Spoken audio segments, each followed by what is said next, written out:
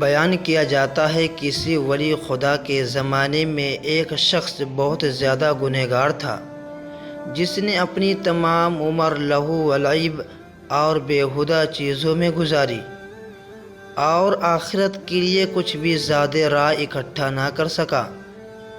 نیک لوگوں نے اس سے دوری اختیار کر لی تھی اور وہ بھی نیک لوگوں سے کوئی سروکار نہیں رکھتا تھا۔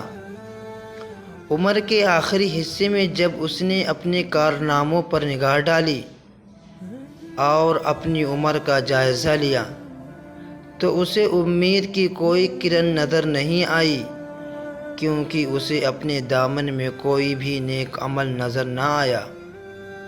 یہ دیکھ کر اس نے ایک ٹھنڈی سانس لی، پھر اس کی آنکھوں سے آنسو بہنے لگے۔ توبہ و استغفار کے ارادے سے بارگاہ الہی میں عرض کیا، اے دنیا و آخرت کا مالک، اس شخص کے اوپر رحم کر جس کے پاس نہ دنیا ہے اور نہ آخرت۔ اس کے مرنے کے بعد شہر والوں نے خوشی منائی اور اس کو شہر سے باہر کسی کھنڈر میں پھینک دیا۔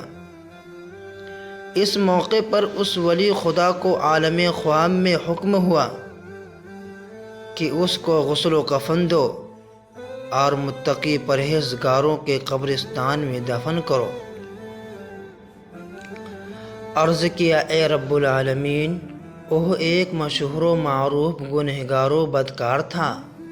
وہ کس چیز کی وجہ سے تیرے نزدیک عزیز محبوب بن گیا اور تیری رحمت و مغفرت کا حقدار بن گیا؟ جواب آیا، اس نے جب اپنے آپ کو بے یار و مددگار دیکھا تو ہماری بارگاہ میں گریہ وزاری کی، ہم نے اس کو اپنی آغوش رحمت میں لے لیا ہے۔ کون ایسا درد مند ہے جس کے درد کا ہم نے علاج نہ کیا ہو، اور کون ایسا حاجت مند ہے جو ہماری بارگاہ میں روئے اور ہم اس کی حاجت کو پوری نہ کریں؟ کون ایسا بیمار ہے جس نے ہماری بارگاہ میں گریہ وزاری کی ہو اور ہم نے اس کو شفا نہ دی ہو؟ تو میرے عزیزوں مسلمانوں، بہنوں، بھائیوں، انسان خطا کا پتلا ہے۔